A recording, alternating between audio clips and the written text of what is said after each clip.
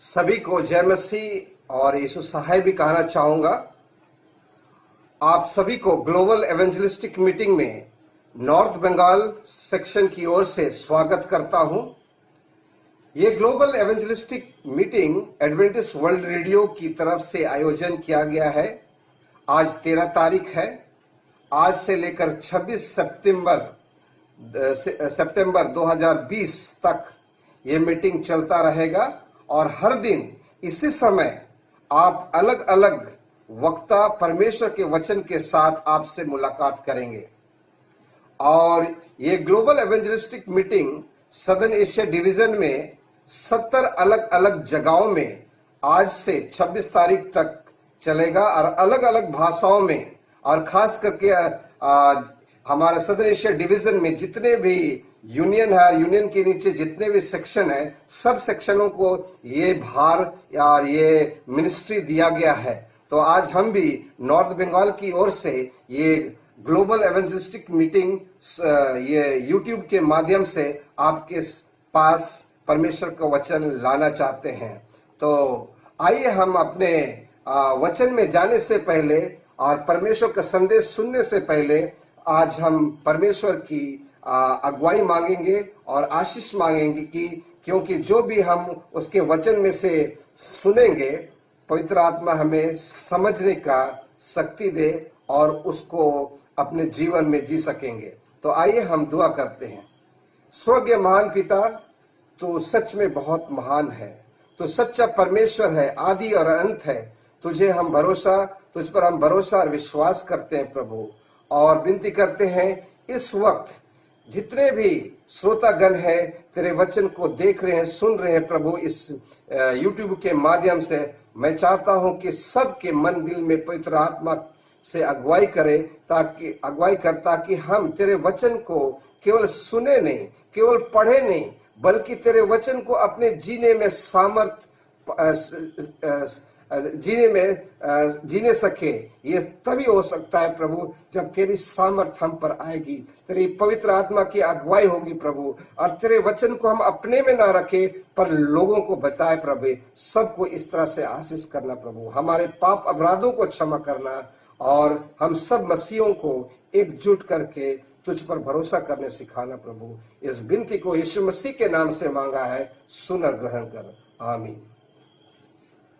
अगर आज का समय में अगर हम संसार में देखेंगे, लोग घबराए हुए हैं, डरे हुए हैं, क्योंकि ये कोरोना काल है। हम जब टीवी देखते हैं या सोशल मीडिया का न्यूज़ सुनते हैं, डर जाते हैं और सोचते हैं कि हमारा क्या होगा, हमारा परिवारजनों का क्या होगा, हमारे बच्चों का क्या होगा, पढ़ाई रुक गया है, कॉलेज रुक गया, उनका कैरियर का क्या होगा। और बहुत बड़ा सवाल आता है कि हमारा जो कमाई है उस कमाई में कटौती आ गई है, हम अपना गुजारा कैसे करेंगे। ये सोचते हैं और डरते हैं और सहम जाते हैं। लेकिन समय गवाह है और बाइबल कहती है कि ये सब तो होना ही है, और ये हम आखिरी समय में वास कर रहे हैं।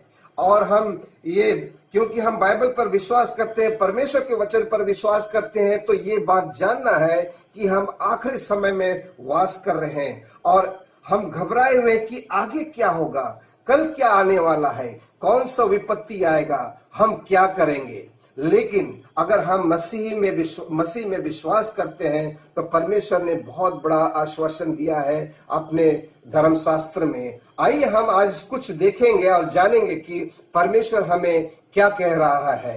तो आइए हम चिंता ना करें, ना डरे। अगर हम डरते हैं तो परमेश्वर के वचन पर हमारा विश्वास दृढ़ नहीं है। तो आइए हम फिलिपियों का किताब निकालेंगे बाइबल में, फिलिपियों का 4:6-7 पढ़ेंगे। और यहाँ पर आप स्क्रीन में देख सकते हैं फिलिपियों 4:6-7।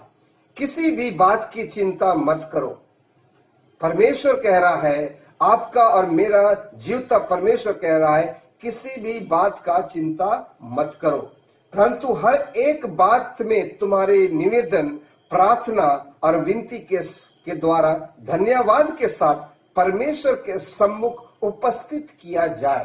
कहता है चिंता मत करो किसी बात की, परंतु हर एक बात को लेकर के तू हमें विनती प्रार्थना में बुलाया जा रहा है और धन्यवाद करने को कह रहा है, तो हम क्यों डरे? 7वां में कहता है, तब परमेश्वर की शांति और सारी समझ से बिल्कुल परे है तुम्हारे हृदय और तुम्हारे विचारों को मसीह यीशु में सुरक्षित रहेगी। तो यहां पर हम देख रहे हैं कि चिंता नहीं करने को कह रहा है, बल्कि कहता है कि वो डर जो भय है वो विनती में मेरे सामने लाओ और मेरे उपस्थित में रखो, मैं उसकी सुधि लूंगा। और तो हमें डरना नहीं है, लेकिन फिर भी हम इंसान हैं, अपना सोच और विश्वास से कमजोर हैं और हम सोचते हैं हमारा सहारा कौन है इस विपत्ति के समय में, हमें कौन बचाएगा इस महामारी से, हम कहां जाएंगे, हमें कहां शरण मिलेगा। ये सवाल सब हमारे मन हृदय में चलता रहता है। परंतु बाइबल में बहुत अच्छा आश्वासन दिया है। अगर हम यीशु मसीह में विश्वास रखते हैं और भरोसा रखते हैं, तो आइए हम बाइबल के वचन पर भरोसा रखेंगे और यीशु मसीह पर विश्वास करेंगे। पहला पत्रस 5:6 से 7 में हम पढ़ेंगे। देखो, इस तस्वीर में आपको दिखाया गया है स्क्रीन में, तस्वीर में किस एक औरत इस कोरोना काल में, महामारी में किस तरह से घबराई हुई है, डरी हुई है और विनती कर रही है, गुहार लगा रही है। वो उसका कल का समय अनिश्चित है, ऐसा लग रहा है उसका चेहरा देख के। तो आइए हमें आश्वासन हमें क्या लेना है, पहला पत्रस 5:6 से 7 में पढ़ेंगे। इसलिए परमेश्वर के बलवंत हाथ के नीचे दीनता से रहो। तो कह रहा है, इसलिए परमेश्वर के हाथ के नीचे, बलवंत हाथ के नीचे, परमेश्वर के सामने दीनता से रहो, हमें नम्र से रहो, भरोसा करते रहो, और जिससे वह तुम्हें उचित समय पर बढ़ाए। तो वो सुरक्षा देगा, वो हमें रखवाली करेगा, वो हमें अगुवाई करेगा। तो हमें डरने की बात नहीं। 7वां में लिखता है, अपनी सारी चिंता उस पर डाल दो, अपनी सारी चिंता उस पर डाल दो। हमें चिंता करने की जरूरत नहीं है। बोलता है कि उस परम पिता परमेश्वर के चरणों में सारी चिंता डाल दो, क्योंकि उसका तुम्हारा ध्यान है, क्योंकि वो जानता है, वो ख्याल रखता है हर एक प्रत्येक को। ये मत सोचो कि इस वर्ग के लिए परमेश्वर चिंता करता है। ये मत सोचो कि मैं तो चर्च जाता नहीं हूं तो शायद मुझे मेरी चिंता ना करता हो। ये मत सोचो कि हम विनती नहीं कर रहे हैं, प्रार्थना नहीं करते तो चिंता। परमेश्वर सबकी सुधि लेता है, सबकी चिंता करता है। उस पर भरोसा करने हमें सीखना है। आगे हम देखते हैं, यहाँ पर तस्वीर में दिखाया, आप देख सकते हैं, ये दो दंपत्ति बहुत परेशान है, किसी बात को लेकर डरे हुए हैं, घबराए हुए हैं। उसको उनका आने वाला समय अनिश्चित सा लग रहा है। तो दाऊद, हम सब, इनका जैसा परिस्थिति कभी कभी हम सबको ऐसे ही होता है। और भजन संहिता 118 5 से 9 तक में कहता है,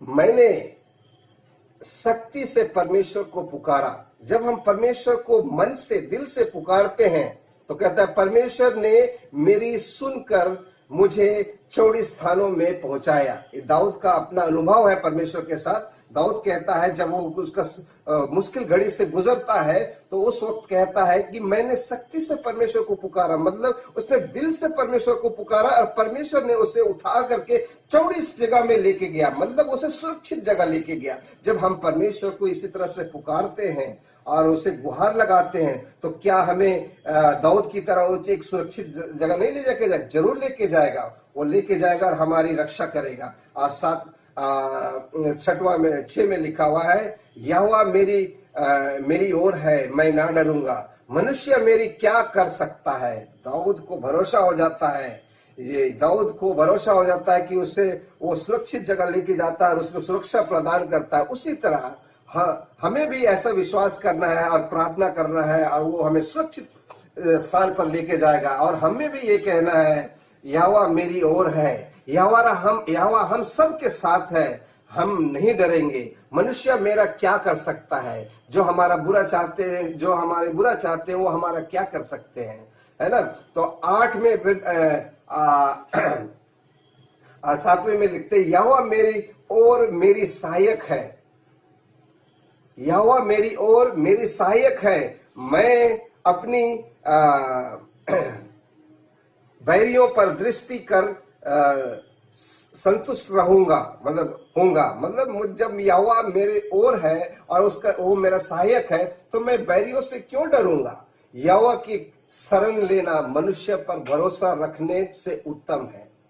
कितना अच्छा गाइडलाइंस दिया गया है कि हमें यहोवा पर शरण लेना है, और यहोवा पर शरण लेना मनुष्य से शरण लेने से ज्यादा उत्तम है। और 8वां में क्या लिखता है, यहोवा की शरण लेना मनुष्य पर भरोसा रखने से उत्तम है। यहोवा की शरण लेना प्रावधानों पर भी भरोसा रखने से उत्तम है। सबसे उत्तम परमेश्वर पर भरोसा रखना है। लेकिन आज हम अपने इंसानियों कमजोरियों के साथ किस पर भरोसा करते हैं? डॉक्टरों के पास, दवा में और इलाजों में हम भरोसा करते हैं। लेकिन यहाँ पर कहता है कि यहोवा पर भरोसा रखना कितना उत्तम है। तो आइए हम आगे देखते हैं, हम परेशानी से कैसे हम बचेंगे और परेशानी से हमें कैसा आश्वासन मिलेगा। यहाँ पर फिर से आप एक तस्वीर देख रहे हैं। एक औरत है या एक माँ है जो बहुत चिंतित है, जो अकेले बिस्तर के बगल में बैठ करके बहुत चिंता कर रही है, घबराई हुई है और सोच रही है कि आगे समय में क्या होगा। तो भजन संहिता का अनुभव क्या कहता है, या दाऊद का अनुभव भजन संहिता में क्या कहता है? भजन संहिता 46 का 1 से 3 में लिखता है, परमेश्वर हमारा शरण स्थल और बल है। परमेश्वर हमारा शरण स्थल और बल है। संकट में अति सहज से मिलने वाला सहायक, अति सहज से मिलने वाला सहायक है परमेश्वर हमारा संकट के समय में। तो 2 में लिखता है, इस कारण हमको कोई भय नहीं चाहिए।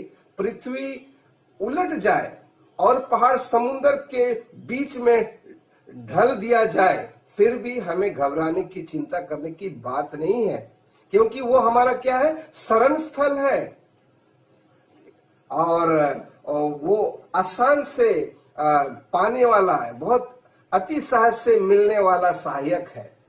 तो फिर हमें किस बात की चिंता करना है? आइए हम परमेश्वर के वचन पर भरोसा रखें, विश्वास करें, और वो हमारी सुधि लेगा। और बहुत अच्छा वचन लिखा है, मैं यहाँ पर देखूंगा, यशाया 41 का 10 में हम पढ़ेंगे। यहाँ पर तस्वीर में देख रहे हैं कि पतरस समुद्र में, कहानी मैं नहीं बताऊंगा, डूब रहा है और कहता है, प्रभु मैं डूब रहा हूं। तो यीशु मसीह कहता है, तुरंत उसने हाथ बढ़ाता है और उसका हाथ को पकड़ करके, पतरस का हाथ को लेके ऊपर करता है और डूबने नहीं देता है। क्या आपको डूबने देगा परमेश्वर, या मुझे डूबने देगा? नहीं। चाहे कितना भी संकट आ जाएगा, अगर हम पुकारेंगे दिल से, मन से, तो हमें वो चौड़ी स्थान पे लेके जाएगा, वो सुरक्षित स्थान पे लेके जाएगा, जिस तरह से दाऊद अपना अनुभव बता रहा है। और देखो फिर से एक तस्वीर को देखिए, यीशु मसीह का तस्वीर है, और यीशु मसीह ने अपना एक हाथ से एक बड़ा सा टेडी बेयर को अपने पीछे छुपाया हुआ है, और दूसरा हाथ को उस लड़की का टेडी बेयर को मांग रहा है, और लड़की के पास एक छोटा सा टेडी बेयर है और वो देना नहीं चाहती है, क्योंकि वो सोच रही है, समझ रही है कि अगर उसे दे दूं तो वो किसके साथ खेलेगी। तो कहता है यीशु मसीह, मुझ पर भरोसा रखो, तुम मुझे तुम्हारा छोटा सा टेडी बेयर को मुझे दे दो। क्यों? क्योंकि उसे बड़ा टेडी बेयर देना चाहता है। तो इसी तरह से परमेश्वर अपने वचन के जरिए ये यिर्मयाह 29 और 11 में हमें दिलासा दिया है, क्योंकि यहोवा की ये वाणी है, परमेश्वर की यह वाणी है कि जो कल्पनाएं मैं तुम्हारे विषय करता हूं उन्हें मैं जानता हूं, जो मैंने योजना तेरे लिए बना के रखा मैं उसे जानता हूं। कहता है कि मैं जानता हूं, वे हानि की नहीं, वो नुकसान का नहीं है। जो भी उसने सोच के रखा है वो नुकसान का या घाटा का नहीं है, वरन कुशल ही का है, और अंत में तुम्हारी आशा पूरा करूंगा। जो हमने उम्मीदें करते हैं यीशु मसीह में, वो पूरा करेगा। तो चिंता करने के लिए हम किस बात का चिंता करना है?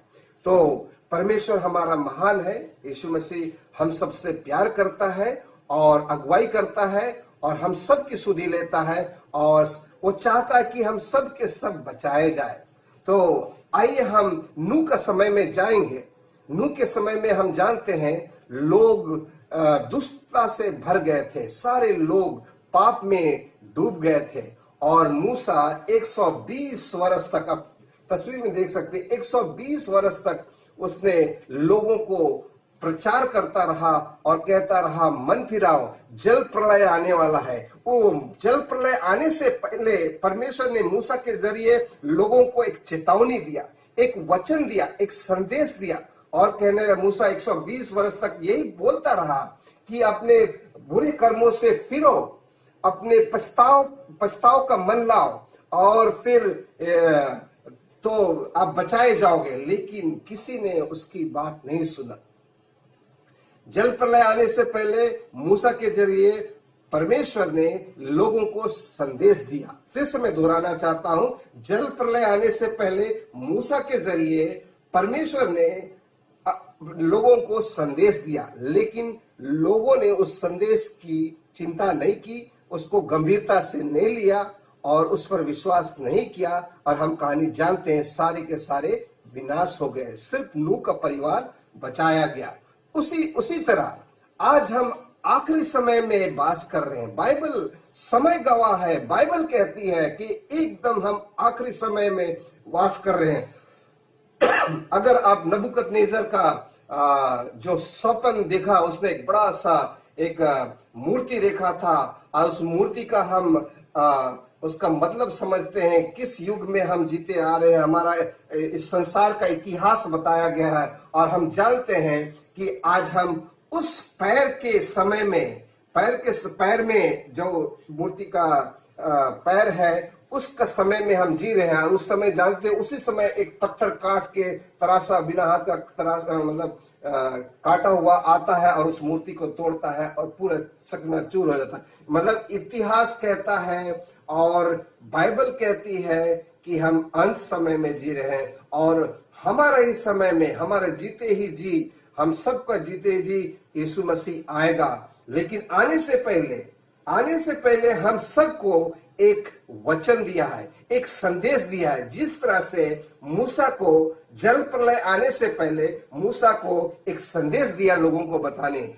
इसी तरह आज यीशु मसीह का आगमन से पहले हम सबके लिए एक संदेश दिया है। परमेश्वर ने एक संदेश दिया है और उस संदेश को जानेंगे। यीशु मसीह का आगमन से पहले वो संदेश क्या है और उसको, उस संदेश में हमें किस तरह से विश्वास करना है और किस तरह से चलना है। अगर हम चलेंगे और उसको जानेंगे तो हम बचाए जाएंगे, वरना वो नूह के समय में जल प्रलय आने से पहले संदेश दिया गया था, लोगों ने उसको ध्यान नहीं दिया, गंभीरता से नहीं लिया और सारे विनाश हो गए। कहीं ना हमारे साथ और हम सबके साथ ऐसा ना हो, इसलिए हम आज जानेंगे यीशु मसीह का आने से पहले आज हम सब के लिए वो क्या संदेश है। आइए हम देखेंगे प्रकाशित वाक्य का 14:6 में देखेंगे। प्रकाशित वाक्य का 14:6 और ये संदेश बहुत प्रचलित संदेश है और ये सुसमाचार है, सनातन सुसमाचार है हमेशा के लिए।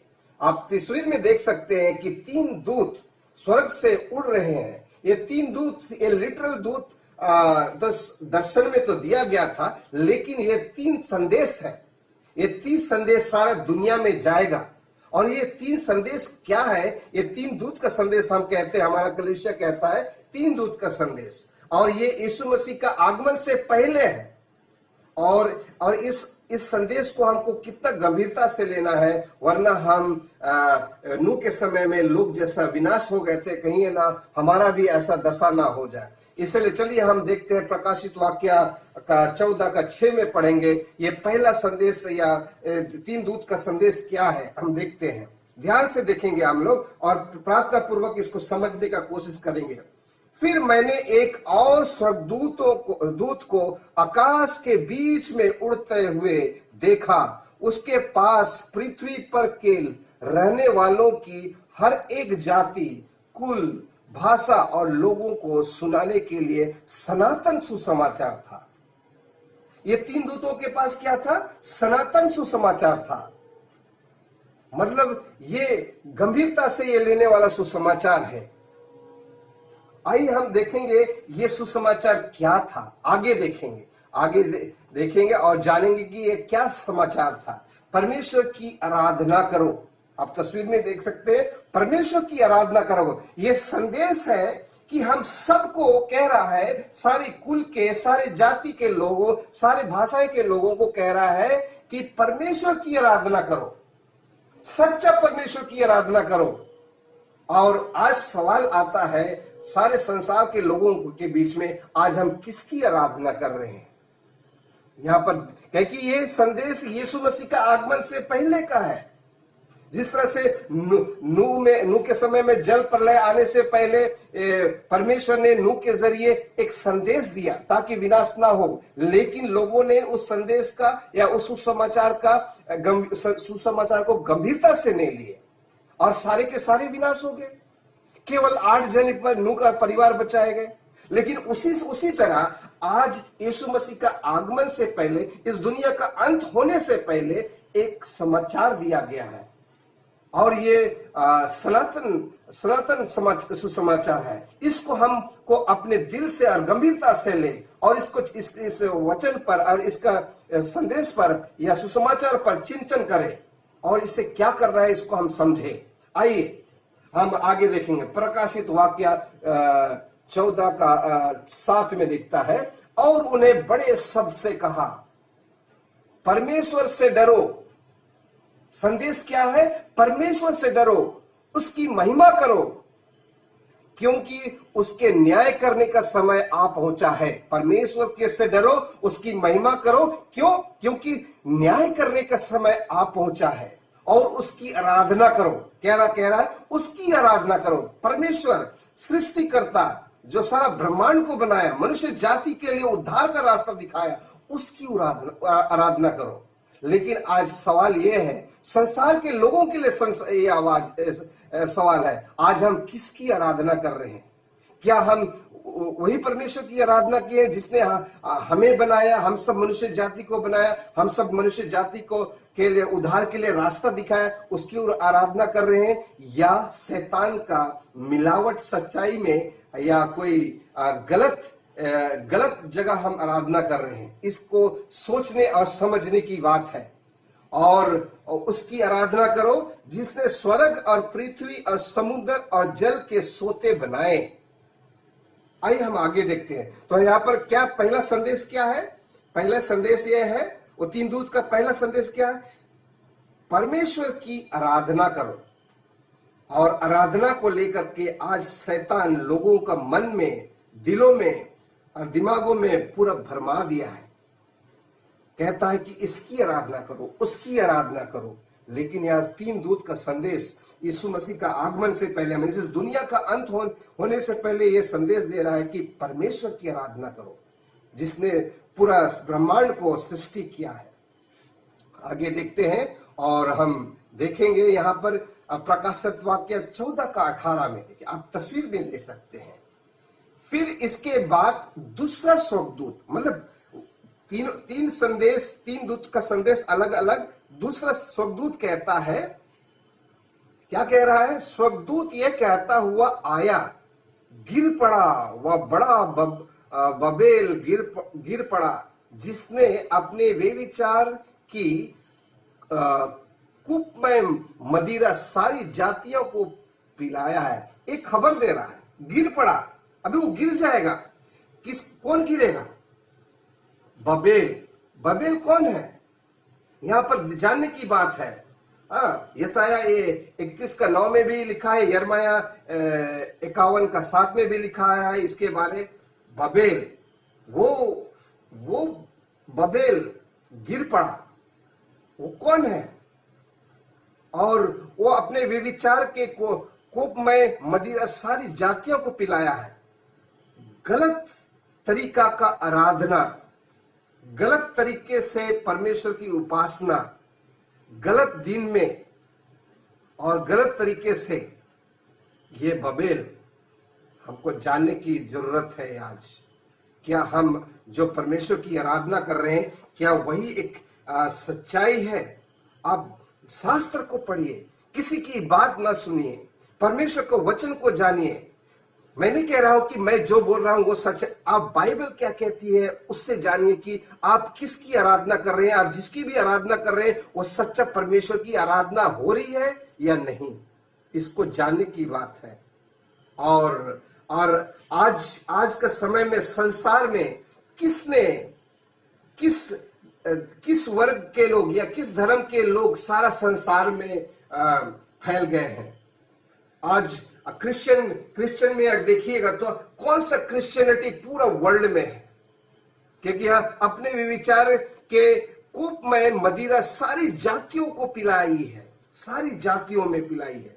आज जो भी कंट्री में जाइए, जो भी देश में जाइए या छोटे छोटे कस्बे में जाइए, उनका कलीसिया पाया जाता है, क्योंकि उन शैतान ने अपना सातिर दिमाग से लोगों को किस तरह से भरमा दिया और किस तरह से गलत तरीके से परमेश्वर की उपासना करा रहा है। और लोग सोच रहे हैं कि वो सच्चे परमेश्वर की उपासना कर रहे हैं, लेकिन ये जानने की बात है कि हम किसकी उपासना कर रहे हैं। और आगे देखते हैं प्रकाशित वाक्य 14:9 में। ये 3 दूत का संदेश को हम फिर से दोहराएंगे ताकि हमको डरने की बात नहीं है, ठीक है। पहला दूत कहता है उसकी उपासना करो, परमेश्वर की उपासना करो, जिसने सारा सृष्टि को बनाया, सारे मनुष्य जाति को बनाया और उनका लिए उद्धार के लिए रास्ता दिखाया, और उसकी उपासना करो। और लेकिन किसने उस पर कंफ्यूजन लेके लाया? बबेल का मतलब होता है कंफ्यूजन, और कोई साफ तौर से बताया नहीं गया, इसलिए वो बोलता है कि उसने सारी मनुष्य जाति को अपना मदिरा पिलाया है और लोग उससे भरमा के उसकी तौर तरीके से उपासना कर रहे हैं। प्रकाशित वाक्य 14:9 में हम पढ़ेंगे, फिर इनके बाद एक और तीसरा स्वर्गदूत बड़े शब्द में से कहता हुआ आया। तीसरा स्वर्गदूत आ रहा है और कह रहा है, जो कोई उस पशु और उसकी मूर्ति की पूजा करे और अपने माथे में अपने हाथ में पर उसकी छाप ले, तो वह परमेश्वर के प्रकोप की मदिरा जो बिना मिलावट के और उसके क्रोध के कटोरे में डाली गई है पिएगा, और पवित्र स्वर्गदूत के सामने और मेमने के सामने आग और गंधक की पीड़ा में पड़ेगा। तो कहता है, तीसरा स्वर्गदूत कहता है कि बड़े शब्दों में कहता है कि जो कोई उस पशु और मूर्ति की पूजा करेगा। किस पशु की बात करना है? गलत तरीके से अगर आप परमेश्वर की उपासना करोगे, गलत दिनों में कोई दूसरे दिनों में 7वें दिन छोड़ के किसी और दिनों में परमेश्वर की उपासना करोगे, तो आप किसी और की उपासना नहीं कर रहे हो, लेकिन उस पशु और उस मूर्ति की पूजा कर रहे हो। यह पशु कौन है और उसका मूर्ति कौन है, इसको जानने की जरूरत है। पशु कोई और नहीं है, लेकिन वो हमारा जो कैथोलिज्म है। लोगों की बात मैं नहीं कर रहा हूं, लोग अच्छे हैं लेकिन भरमाए गए हुए हैं। इसलिए बाइबल कहता है उस बबेल से निकल आओ, उस बबेल से निकल आओ। प्रकाशित वाक्य में समय रहते हुए हम सारे अपने भाई जो लोग वहां पर भरमाए गए हैं, उन्हें कहता है कि बबेल से निकल आओ। और वो पशु और उसकी जो छाप है 666, वो संडे वर्शिप जिसे कहते हैं। संडे वर्शिप उत्पत्ति से लेके प्रकाशित वाक्य तक में कहीं नहीं लिखा है कि हमें संडे या इतवार के दिन में परमेश्वर को उपासना करना है। हम सोचते हैं हमारे जो भाई हैं, जो मसीह भाई हैं, जो यीशु मसीह उनको पुकार रहा है, बबेल से निकल आओ, उनको जानना है कि एकदम स्थिर दिन या जो निर्धारित दिन कौन सा है परमेश्वर की उपासना करने के लिए। वो सबत है, संडे नहीं है, शनिवार है। बाइबल में की बात है, मेरी कहना मत सुनिए आप, और पादरियों की बात मत सुनिए, लेकिन बाइबल की बात सुनिए। किस दिन हमें उपासना करना है? अगर हम संडे या इतवार के दिन में परमेश्वर की उपासना करते हैं, तो हम परमेश्वर की उपासना नहीं करते, हम शैतान की उपासना करते हैं। क्योंकि यहाँ पर लिखा जो कोई उस पशु और उसकी मूर्ति की पूजा करे और अपने माथे में अपने हाथ पर उसकी छाप ले। माथे और अपनी हाथ में छाप लेना मतलब माथे से विश्वास करना कि इतवार ही परमेश्वर को उपासना का दिन है, और हाथ में छाप लेना मतलब उसके लिए करना, उस इतवार दिन के लिए करना, काम कर तो उपासना करना। तो ऐसा अगर छाप ले और उस दिन को विश्वास करे तो हमारे लिए एक क्या है, हमारे लिए 10वें में देखिए, तब तो वह परमेश्वर के प्रकोप की मदिरा जो बिना मिलावट के उसके क्रोध के कटोरे से डाली गई है पिएगा, और पवित्र स्वर्गदूत के सामने और मेमने के सामने आग और गंधक में पीड़ा में पड़ेगा। तो ये बहुत गंभीर बात है। तीन दूत का संदेश क्या है? परमेश्वर की उपासना करो। सवाल है, क्या हम परमेश्वर की उपासना कर रहे हैं और सच्ची तरीके से कर रहे हैं, जो बाइबल में बताए गए निर्धारित तौर पे कर रहे हैं, या किसी इंसान के लोगों को बताए पर हम परमेश्वर की उपासना कर रहे हैं? इसको जानने की बात है। और दूसरा दूत कहता है, अगर आप यहाँ पर देखिएगा, स्वर्गदूत यह कहता हुआ आया, गिर पड़ा बबेल गिर पड़ा, मतलब वो विनाश हो जाएगा। अगर उस बबेल में हम परमेश्वर की उपासना करें तो खत्म हो जाएगा, उसका अंत हो जाएगा, विनाश होगा। और ये पशु और उसका मूर्ति क्या है, इसको जानना है। आप देख रहे हैं, seal of God, the mark of the beast. जो सबत भाइयों, मेरे भाइयों और बहनों, मसीह में भाइयों बहनों, मैं आपसे विनती करता हूं, आप जानने की कोशिश करिए। किसी का बात सुनने के से आप मत चलिए। परमेश्वर का मुहर क्या है? सबत है। अगर प्रकाशित वाक्य 12 का 17 में देखिएगा और 14 का 12 में देखिएगा, तो सबत ही परमेश्वर का मुहर है। और जो पशु का जो छाप है, उसको जानने के लिए आप प्रकाशित वाक्य 13 का 16 पढ़िए। 666 वो पशु का छाप है। आपको परमेश्वर का मुहर चाहिए या पशु का छाप चाहिए? अंत समय में यीशु मसीह के आने से पहले हम सब कलीसिया के मसीह एक ही चुनाव से बचाए जाएंगे, पशु का छाप से विनाश और परमेश्वर का मुहर से उद्धार। आपको चुनना है। हमारा वफादारी अंत में दिखाई देगा कि हम शनिवार को पालन करेंगे या इतवार का उपासना करेंगे। ये आपके ऊपर है। आप जानिए, मेरी बात पर ना जाइए, लेकिन बाइबल क्या कहती है उसको जानिए और पढ़िए और परमेश्वर से प्रार्थना करिए। परमेश्वर आप सबको अगुवाई करे और जानने की शक्ति दे। आखिरी में ये जो तीन दूत को संदेश है, ये किसके ऊपर जिम्मेवारी दी गई है? देखो, नूह के समय में जल प्रलय आने से पहले वो जो परमेश्वर का वचन था लोगों को बताने पर किस पर जिम्मेवारी दी गई थी? नूह को। नूह ने अपना कर्तव्य पूरा किया। 120 साल तक लोगों को बताता रहा, लेकिन किसी ने नहीं सुना। लेकिन आज के समय में यीशु मसीह का आगमन से पहले जो तीन दूत का संदेश जो हमने देखा कि परमेश्वर की उपासना करो, और क्योंकि उसने हम सबको सृजा है, और उस पशु और उसका छाप से या उससे दूर रहो। ये जो संदेश है तीन दूत का, वो किसके ऊपर ये जिम्मेवारी दी गई है? आइए हम प्रकाशित वाक्य 14 का 12 में देखेंगे। 14 का 12 में देखते हैं किसको दिया हुआ। पवित्र लोगों का धीरज इसी में है जो परमेश्वर की आज्ञाओं को मानते हैं और यीशु पर विश्वास रखते हैं।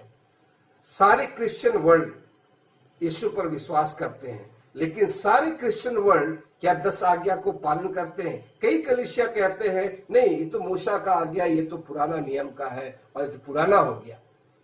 कई कलीसिया में सवाल, लेकिन कौन सा कलीसिया है जो आज तक 10 आज्ञा या 10 हुक्म को, परमेश्वर का हुक्म को मानता है और उसको उस पर विश्वास करता है? और प्रकाशित वाक्य का 12 का 17, तब अजगर स्त्री पर क्रोधित हुआ और उसकी शेष संतान से जो परमेश्वर की आज्ञाओं को मानते और यीशु की गवाही देने पर स्थिर है, लड़ने को गया।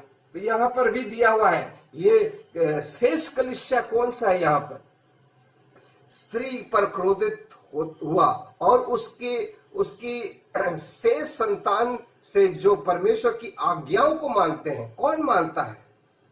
आज तक परमेश्वर की आज्ञाओं को कौन पकड़ के रखा है? कौन सा कलीसिया है? आप ये जानने की बात है। और 14:12 में भी क्या लिखता हूं? परमेश्वर की आज्ञाओं को मानते हैं और यीशु का विश्वास रखते हैं। आपको जानने की बात है और हमारा विश्वास है ये सेवंथ डे एडवेंटिस्ट कलीसिया जो शेष कलीसिया है, इसे भार दिया गया है, जिम्मेवारी दी गई है 3 दूत का संदेश का सुनाने के लिए। आज हम और आप शेष कलीसिया के सदस्य हैं, तो आज जिम्मेवारी जो 3 दूत का है वो आप पर है, में हम पर है। अगर हम इसे बताएंगे और तो हम बचाए जाएंगे और हम इससे आशीषित होंगे। अगर हम नहीं बताएंगे, लोगों को नहीं आगाह करेंगे कि उस बबेल से निकल आने के लिए, तो वे विनाश जाएंगे और उसका दोषीदार हम ठहरेंगे, क्योंकि हमने बताया नहीं। आइए हम परमेश्वर से अगुवाई मांगेंगे कि वो हमें तौर तरीका सिखाएगा किस तरह से ये 3 दूत का संदेश सारा संसार में लोगों को पास बताया जाएगा, ताकि यीशु मसीह का आगमन जल्द होगा। कहे कि आगमन से पहले ये संदेश दिया गया है। इस संदेश को हमें गंभीरता से लेना है, नहीं तो उस समय की बात जैसा हो जाएगा जब नूह के समय में यीशु मसीह ने, परमेश्वर ने नूह को संदेश दिया था जल प्रलय आने से पहले, और उसको बहुत वफादारी से नूह ने बताया, लेकिन लोगों ने उसे गंभीरता से नहीं लिया, उस पर विश्वास नहीं किया, विनाश हो गए। ऐसा ना हो कि हम भी 3 दूत, यीशु मसीह का आगमन से पहले 3 दूत का संदेश को लेकर के अपने में रखे और लोगों को नहीं बताया, तो जो लोग विनाश होंगे उनका जिम्मेवारी हम पर होगा। तो आइए हम परमेश्वर से शक्ति और सामर्थ मांगेंगे ताकि हम 3 दूत का संदेश लोगों को बता सकें। आइए हम दुआ करते हैं। स्वर्गीय महान पिता, धन्यवाद करते हैं कि तूने हम सबको एक जिम्मेवारी दिया है, और प्रकाशित वाक्य का 14 में जो तूने हम सबके लिए वर्णन किया है, हम विश्वास करते हैं कि हम शेष कलीसिया में से हैं। प्रभु, हमें वो आशीष और वरदान देना, ताकि जो 3 दूत का संदेश जो तेरे आगमन से आने से पहले का है प्रभु, इसे हम लोगों को बता सके। प्रभु, ऐसा आशीष और वरदान सबको देना, सब शेष कलीसिया वालों को देना, और हम अपने चुनाव करें। परमेश्वर का जो मुहर है, जो शब्द है, उस पे चुनाव करें, ना कि जो पशु का छाप है, जो 666 संडे वर्शिप है, उसे हम नकारे प्रभु। और जो हमारे भाई हैं, हमारे बंधु हैं, हमें सगे जो उस बबेल में फंसे हैं प्रभु, हम चाहते हैं कि पवित्र आत्मा से उनको अगुवाई करना, ताकि वो बबेल से निकल के आए और परमेश्वर का मोहर को वो ले और अपनाए और बचाया जाए। प्रभु, ऐसा शक्ति, ऐसा आशीष और सामर्थ देना सभी को प्रभु। हमारे पाप अपराधों को क्षमा चाहते हैं, हमें माफ करो प्रभु। ये यीशु मसीह के नाम से मांगा है, सुन ग्रहण कर, आमीन।